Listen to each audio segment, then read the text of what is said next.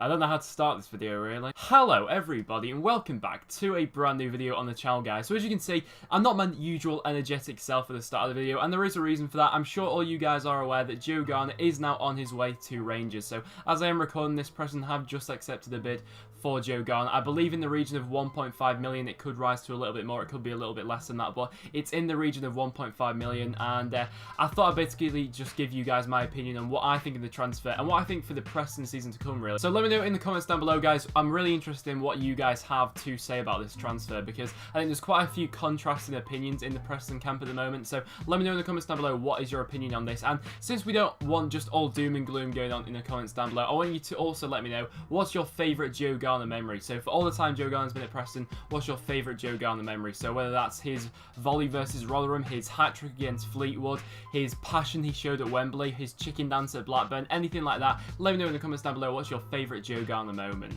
But just before we get into what I think of the transfer, what I thought I'd start this out by saying is that if there aren't any Rangers fans watching this video, let me briefly explain what you get when you're buying Joe Garner.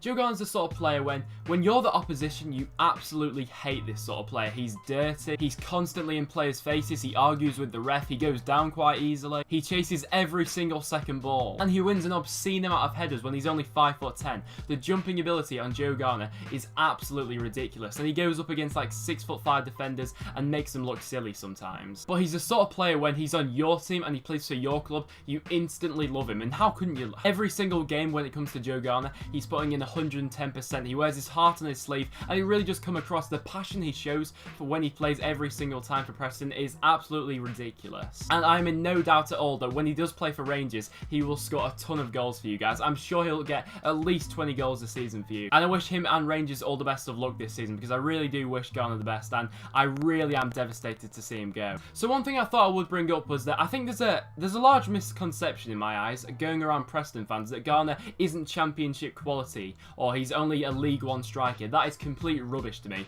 and here's why. Last season, Joe Garner was playing in an incredibly defence-orientated Preston North End side, albeit that did manage to sort of work for us. Of course, we finished 11th in the league. However, I can't help feel like if Garner played in the championship for a team like, let's say, someone like Brighton, he'd have no problem scoring at all. The chances Garner gets per match when he's playing at Preston are so limited, and he really was feeding off scraps last year. The amount of chances he'd get per match really isn't worth counting. Also, for large majorities of last season, he'd be stuck up front by himself, and every single time, just the only thing Garner was required to do for that large majorities of last season was just win knockdowns. Every single time it would be a long ball up to Garner, a long ball up to Garner, a long ball up to Garner, and that pattern would just repeat and repeat and repeat. And what I'm worried about is that's sort of how we play. Our play is orientated around Joe Garner, and now that we've lost that, I'm really worried for the season to come now. I think it also wasn't helped last season that Garner couldn't really find a striker partnership. The strikers he was playing up with were constantly being recycled. He played up front with Stevie May, Owen Doyle, Will Keane, Hugill,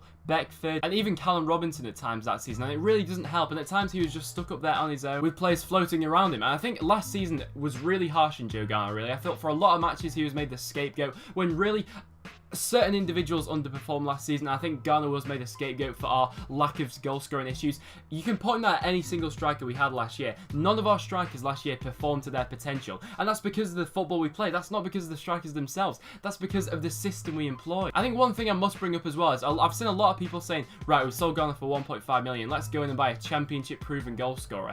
You don't get that for 1.5 million. I mean, Ross McCormack, who is almost 30 years old, he went for 12 million in this transfer window. And I'm not trying to suggest that we can get anyone near Ross McCormack's quality, but I don't think we'll be able to invest anyone that's going to be as good as Joe Garner. One thing I must say as well is I think that any striker will struggle to score goals in this Preston team. I have to say that I think the way we play, strikers constantly have their back to goal. They don't have any width to play with, and they're so limited. So many times throughout matches are the strikers outcast to a side by themselves, and they've got no one around them supporting them. I mean, so do you really think bringing in a new striker over Joe Garner is going to be an instant fix to our goal scoring issues? I, for one, certainly don't. And what makes me really sad about it is that so many fans were already writing Garner off for this season after last season because they said he underachieved.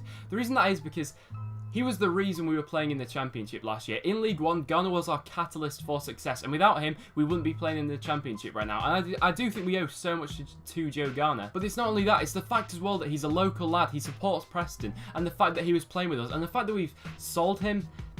I question the club's morals there, because the passion he shows for the club and the commitment that he goes in with, that's impossible to replace. So now we have to look at the rest of the squad and to answer, are the strikers we have at the club now good enough? I mean, we've all said that Joe Garner's underperformed last season, but are the strikers we have left at the club now good enough? Are they good enough now to be week in, week out championship strikers? So the strikers we got left at the club now: Owen Doyle, questionable. Stevie May, not showing anything yet. Jermaine Beckford, he's 32 years old, he's probably going to be on the decline. Jordan Hugel, promising young player, however, saying that, I don't think he can see out a full 90 minutes. And if someone was to say to me last season that at the start of next season Jordan Hugel will be our #1 striker, I can't give a response to that, really. And then we have Mackinock, the 6'7" guy who's not yet to play for us yet, so we've got no idea. However, saying that, I did watch him in pre-season and I wasn't really convinced by him. So now I thought I'd talk about the fee itself. So the fee is around about 1.5 million. So the question on everyone's lips now is, where are we going to reinvest this money? And I think what a lot of fans aren't realising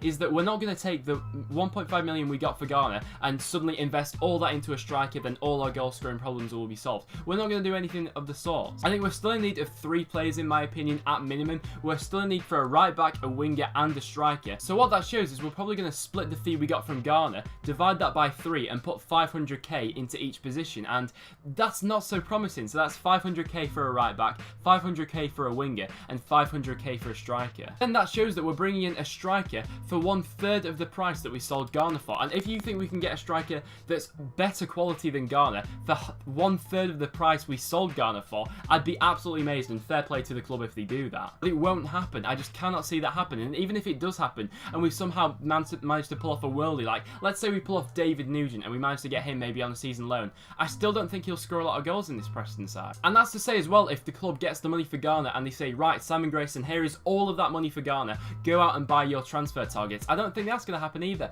I think the club will want to bank some of the money we've got from Garner, save that in the bank, and Grayson will probably only get half of what we got for Garner to spend on other transfers. So it really is worrying. I mean, if Preston were to suddenly inject loads of money into the club now, I'd be the one looking foolish. If we were to go out and buy like a 1.5 million striker to replace Garner, then we got a right back as well, and we got a winger in as well, I'll more than happily hold my hands up and be wrong, because that's what will be best for the club. But that just won't happen. So I think overall today, in my opinion, it's a very sad day for Preston. I mean, I didn't think I'd be making this video. I didn't think Garner would be. If we were to sell anyone, I never thought it would be Garner. He'd be way down in my list. I got a catalogue of other Preston players I'd sell before I sold Joe Garner. So in my opinion, it's a very sad day for Preston today. And since Garner was the catalyst for success in League One when we signed him, let's just hope that him leaving isn't the catalyst for failure. That will now wrap it up for this video, guys. So thank you very much for watching. If you have enjoyed, make sure you do leave a like and comment what you've thought of all this stuff going on with Garner lately. So if you are a Preston fan or a Rangers fan, let me know in the comments down below what you thought of this whole situation and who you think Grayson should target as well in the transfer market. So that's it from me, guys. Thanks for watching. I'll see you all in the next one.